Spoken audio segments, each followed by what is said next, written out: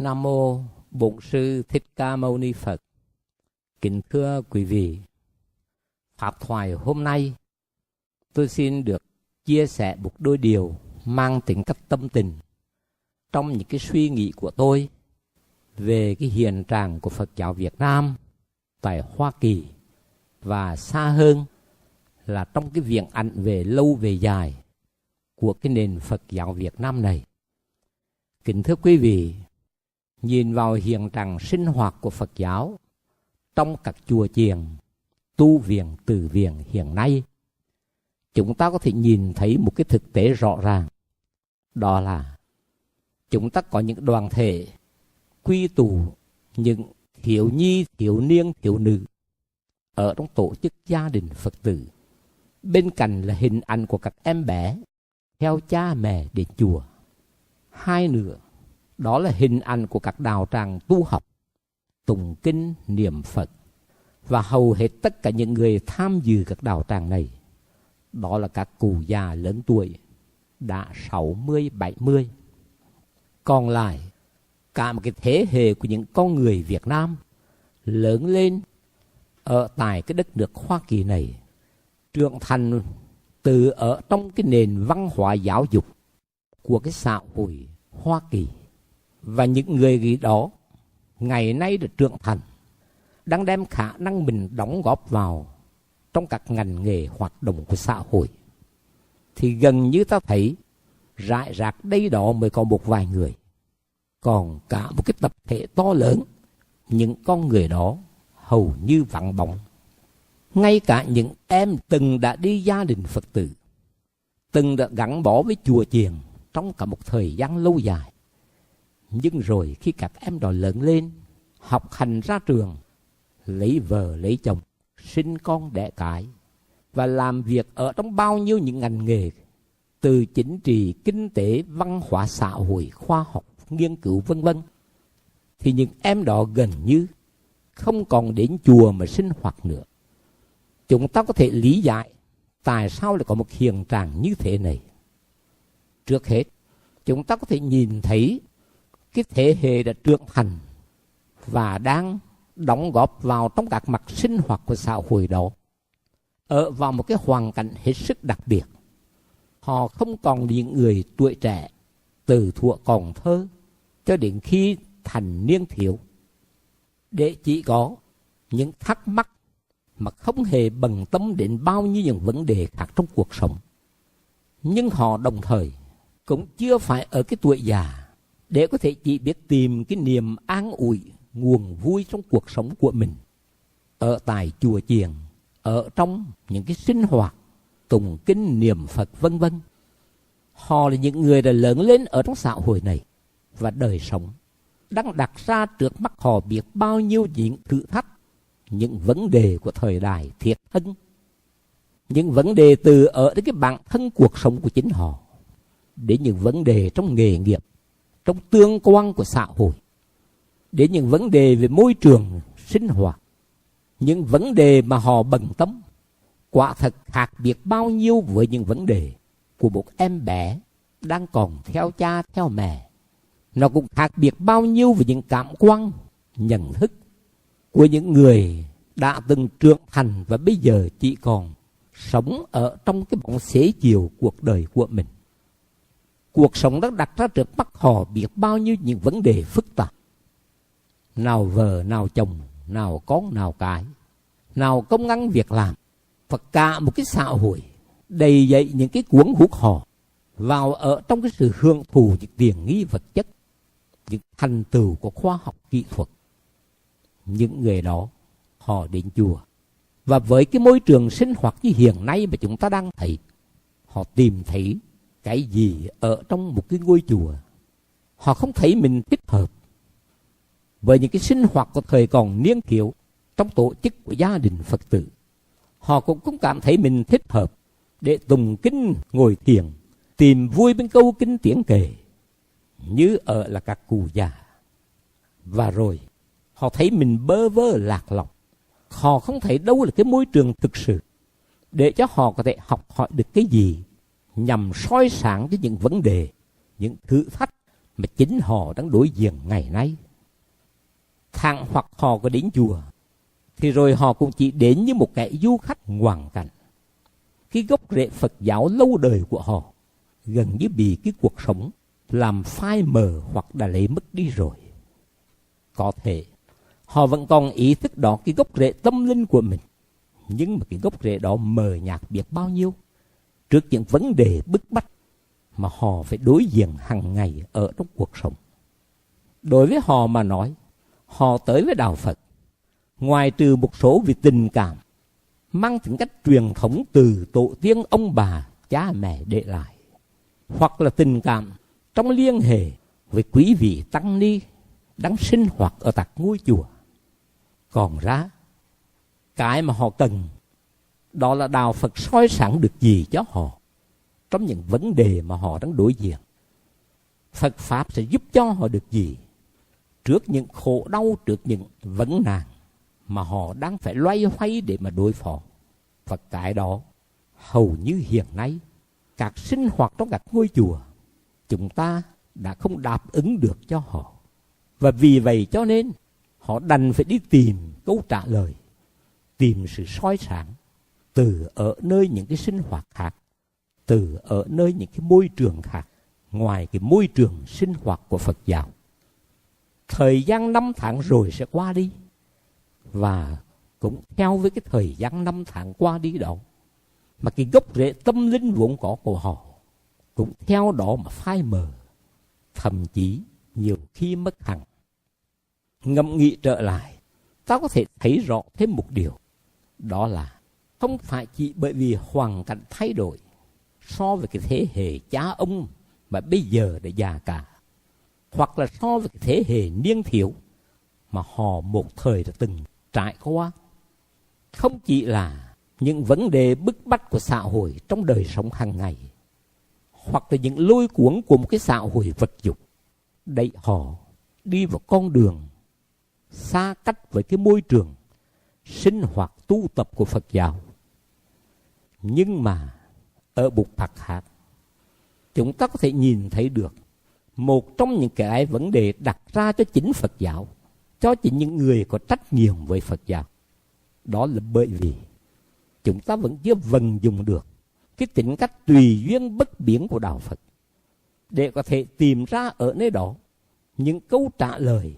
cho những vấn nạn mà họ chứ không phải ai khác đang phải đối diện hàng ngày. Chúng ta vẫn chưa tạo ra được một cái môi trường sinh hoạt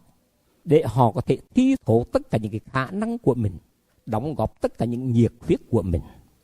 Tôi vẫn tin rằng trong số các anh em trẻ tuổi đã từng lớn lên ở trong gia đình Phật tử, hay là từng có cái gốc rễ Phật giáo từ tổ tiên ông bà cha mẹ để lại, những anh em đó không phải họ muốn từ bỏ cái truyền thống của mình, chối bỏ cái căn cước gốc rễ của mình, nhưng mà chỉ bởi vì họ chưa tìm thấy được có cái môi trường thích hợp nào cho họ. Vì vậy cho nên, trong khi chúng ta có thể thấy rằng chúng ta đã và đang có một cái đạo Phật cho tuổi trẻ, từ thuở còn thơ cho đến khi thành người niên thiếu, là tổ chức gia đình Phật tử. Chúng ta có một cái đạo Phật cho người già để có thể tìm được niềm vui ở trong câu kinh tiếng cười, ở trong tiếng chuông tiếng mõ. Nhưng mà quả thật, chúng ta như đang thiếu đi một cái đạo Phật cho những con người sinh ra, lớn lên và trưởng thành ở trong cái xã hội Hoa Kỳ,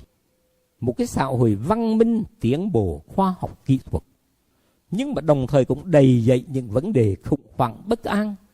từ ở trong tâm hồn cho đến gia đình, cho đến xã hội. Vì vậy cho nên tôi nghĩ rằng để đạo Phật thực sự là một tôn giáo sinh động, để cho đạo Phật vẫn còn gần gũi thiết thân với con người, với thời đại, thì chúng ta cần có thêm nữa một cái đạo Phật cho những con người trưởng thành đó, những con người đã sinh ra lớn lên ở trong cái xã hội này. Dù buồn dù không, họ không thể thoát khỏi tất cả những vấn nạn của thời đại và của xã hội đặt ra cho con người. Và đạo Phật giúp được gì cho họ? Đạo Phật làm được gì cho họ? để giữ họ còn lại đó cái gốc rễ Phật giáo, như là cái cội nguồn tâm linh cho đời sống, cũng như là cái gốc rễ văn hóa dân tộc mà họ dù muốn dù không cũng sinh ra đã là một người con của nòi giống Việt Nam. Chính xuất phát từ trong cái ý nghĩ như vậy mà tôi nghĩ rằng chúng ta phải đi tìm, chúng ta phải thiết lập một cái môi trường sinh hoạt cho những con người trưởng thành này, xuất phát từ ở trong cái suy nghĩ với cái nhìn về cái hiện trạng của Phật giáo Việt Nam như vậy. Mà trong một lần gặp gỡ cách đây đã hơn 1 năm với một số chư tăng ở tại một cái tu viện, tôi bày tỏ và chia sẻ với quý thầy lúc bấy giờ những cái ý nghĩ này, và đã nhận được sự đồng tình của tất cả quý thầy, để cuối cùng kết hợp cùng một số các anh em Phật tử ở nhiều nơi hình thành nên một cái ban tổ chức để mà thực hiện một cái trại hè gọi là trại tỉnh thức. Mà mục đích của cái trại tỉnh thức thì không gì khác hơn, đó là tạo một cái môi trường cho tất cả các anh em trẻ tuổi này, những con người đã trưởng thành đó, có cơ hội gặp gỡ để trao đổi những tâm tình và ước vọng, để chia sẻ những quan niệm và ý hướng, để cùng xây dựng lại niềm tin, bồi đắp các giá trị tinh thần cao đẹp, để có thể sống được một cuộc sống quân bình và hạnh phúc, có ý thức và định hướng theo chánh niệm tỉnh thức ở trong một cái thời đại và một xã hội đầy khủng hoảng bất an. Tôi nghĩ rằng trại tỉnh thức được thực hiện chính là cái để mà giữ lấy cái gốc rễ tâm linh, cái gốc rễ văn hóa cho những con người Việt Nam trưởng thành ở trong cái xã hội này, và đồng thời để cho những con người Việt Nam này vẫn gắn liền với những gì mà cha ông của họ đã từng gắn bó. Đó là cái đạo lý tâm linh của Phật giáo, đó là cái văn hóa Việt Nam mà tổ tiên bao đời đã gây dựng và để lại cho con cháu ngày nay. Ban tổ chức và điều hành của cái trại tỉnh thức này đã tiến hành trong hơn cả 1 năm nay để chuẩn bị. Không chỉ để chuẩn bị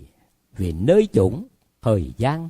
không chỉ để chuẩn bị về chương trình sinh hoạt làm thế nào để có thể thực hiện được tất cả những cái ước vọng của những người đứng ra gánh vác,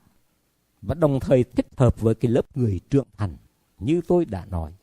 mà còn đặt ra một số những cái chủ đề và tìm những cái vị thuyết trình viên. Hiện nay ban tổ chức đã thành hình, địa điểm đã có, thời gian đã ấn định, và những cái vị thuyết trình viên chính cho những cái chủ đề ở trong cái kỳ trại này cũng đã được thỉnh mời và chấp thuận. Phần lớn những người thuyết trình viên này, họ là những học giả, là những nhà xã hội học, những nhà tâm lý học, những khuôn mặt lãnh đạo ở trong cái cộng đồng của xã hội Hoa Kỳ. Và bên cạnh những khuôn mặt của người Mỹ thì có một khuôn mặt của một người phụ nữ Việt Nam. Người phụ nữ này đã từng sáng lập và điều hành một cái tổ chức từ thiện chăm sóc cho trẻ em, và là một trong 2 người mà Tổng thống Obama đã bổ nhiệm vào ở trong cái board director của một cái tổ chức được gọi là Sáng hội giáo dục liên hệ tới Việt Nam, đang làm việc ở tại Washington DC. Tôi hy vọng và tin tưởng với những cái chủ đề đặt ra thiết thân liên hệ đến những cái vấn đề mà mỗi cá nhân đang phải đối diện trong xã hội, đến những vấn đề của gia đình, những vấn đề của xã hội và môi trường sống hiện nay, và với những cái chuyên viên có thẩm quyền về những chủ đề này đến để mà trao đổi, chia sẻ bằng kinh nghiệm của mình, bằng hiểu biết của mình. Mà tôi tin rằng trại tỉnh thức đó sẽ cống hiến cho những người tham dự những lời lạc cần thiết để giúp họ có thể tìm lại được niềm tin ở nơi những cái giá trị tâm linh và văn hóa cao đẹp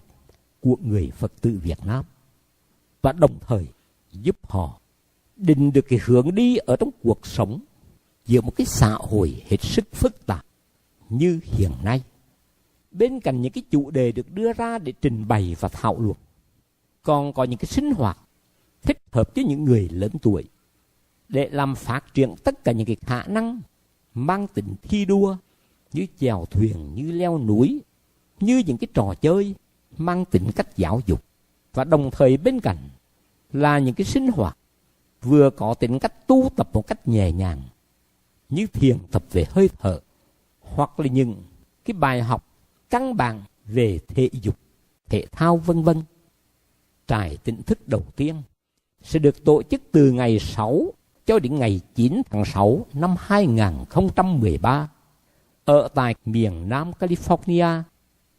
Tất cả những tin tức liên hệ quý vị có thể tìm thấy ở trên cái trang nhà Trại Tỉnh Thức. Hôm nay chúng tôi xin giới thiệu về Trại Tỉnh Thức với tất cả niềm tin của tôi rằng trại sẽ là một cái môi trường thích hợp cho cái thế hệ Phật tử đã trưởng thành ở trên đất nước Hoa Kỳ. Chúng tôi xin mời gọi tất cả các anh em, những người có gốc rễ Phật giáo, bây giờ đang còn sinh hoạt hay là đang ở bên ngoài các sinh hoạt của Phật giáo, hãy cùng tham dự cái trại tỉnh thức này để có thể tìm thấy được ở đó một cái đạo Phật thích hợp cho chính mình, để giữ lấy cái cội nguồn gốc rễ tâm linh và văn hóa mà các anh chị em đã có. Đối với các bậc phụ huynh, các cụ, các bác đã lớn tuổi, chúng tôi mong mọi quý cụ, quý bác